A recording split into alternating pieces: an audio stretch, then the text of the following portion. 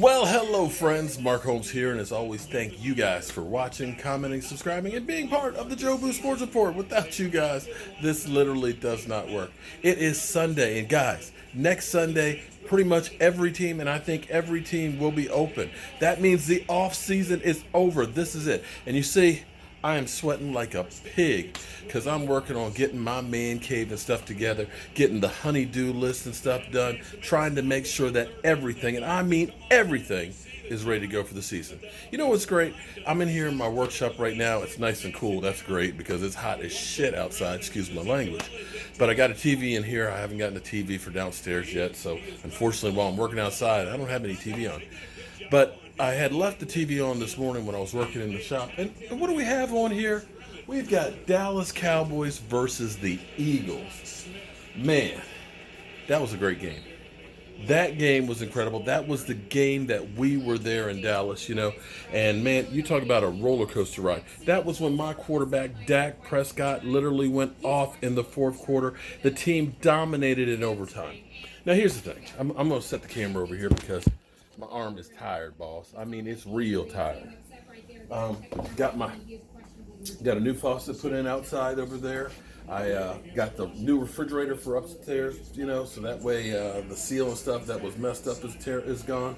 Got the countertop and stuff together. Just got to finish grouting it. The sink's hooked up. I'm ready to grill like crazy. Now, here's the thing. There's a couple of ways you look at a team and you evaluate where they are.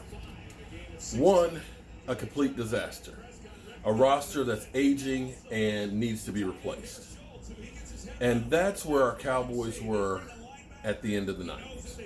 Two, a team that's just needing a couple of pieces to make a run. Or three, a team that has literally started all over with young talent and is trying to create a window.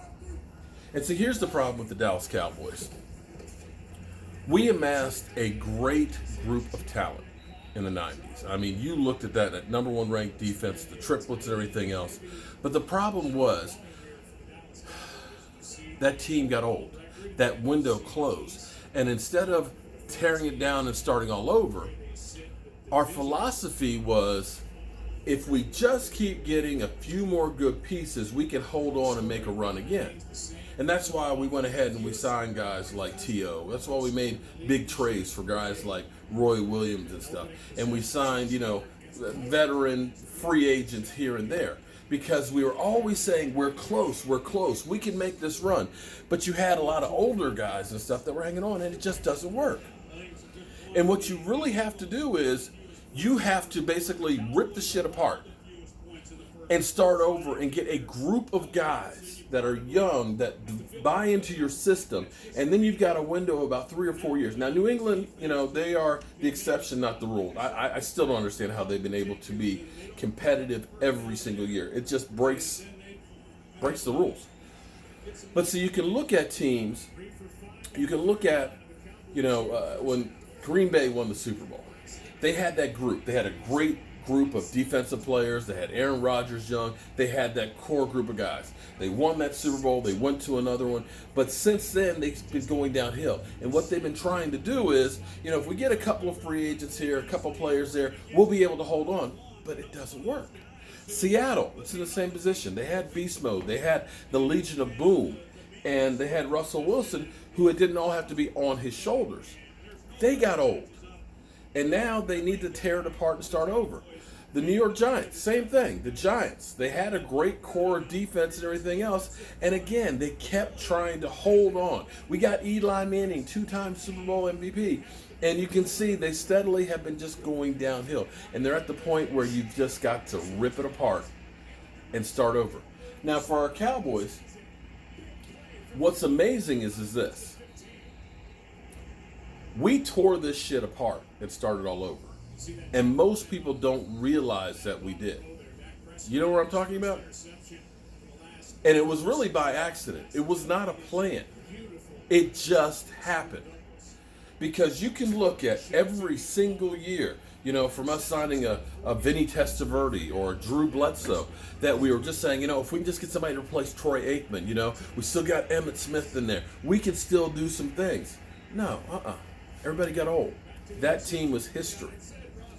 And you could see that we constantly kept trying to do that with Tony Romo his whole time. We're so close. If we can get Greg Hardy to go ahead and be, a sack master, we can do something. If we get Brandon Carr, he'll be our shutdown corner to replace Dion's production from years ago. It never worked. But in 2015, because our team only won those 4 games, we were able to have the draft of drafts. We got a franchise quarterback. We got a bellwether running back. We still had an offensive line that was great and young.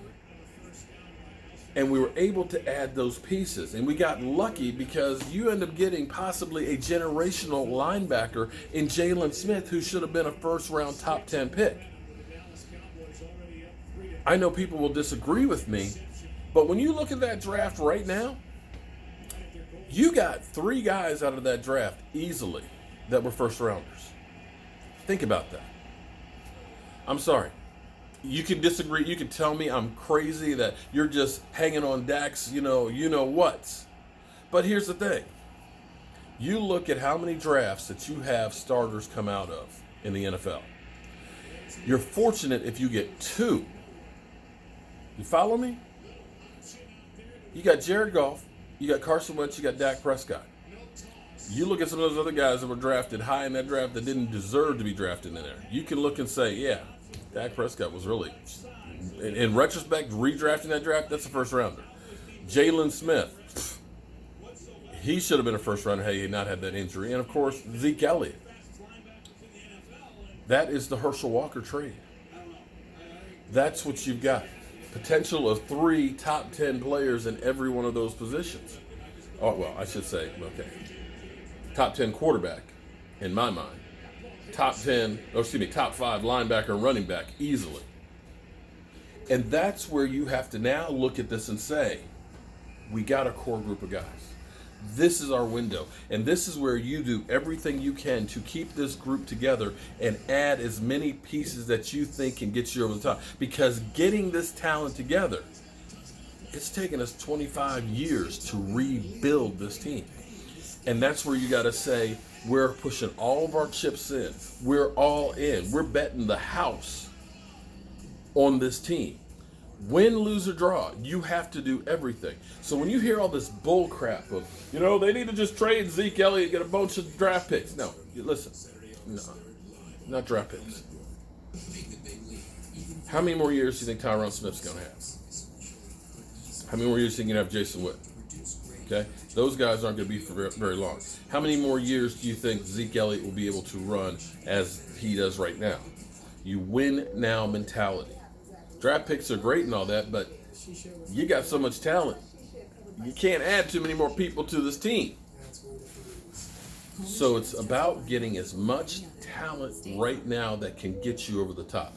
That's now where you start looking and saying, okay, a Deion Sanders took us over the top and shifted the balance of power. A Charles Haley shifted the balance of power and took us over the top. And that's how you have to look at this team. Forget all this stuff that, just let Dak walk and start. No, it's not start over. You have the defense. You have the running back. You have the wide receivers. You have the quarterback. You go for it all right now.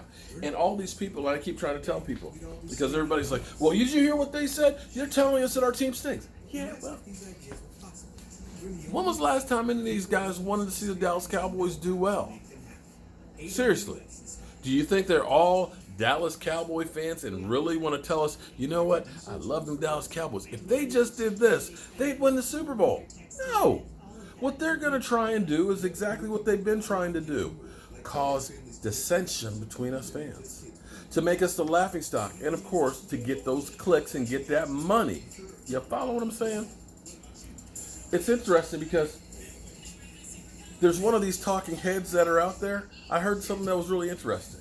One of these talking heads out there that is always talking about how bad Dak Prescott is and how much the Cowboys suck and everything else.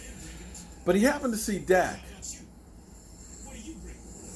at the airport in a plane and stuff and came up to him and told him, I actually believe in you, man. You're one hell of a quarterback. Understand, man, it's nothing personal. It's only business, man. But, I got to say what I got to say. Yeah. All right. I've had a long enough break here. It's time for me to go out and do some more work so I can get this place ready for football. I'll see you guys soon.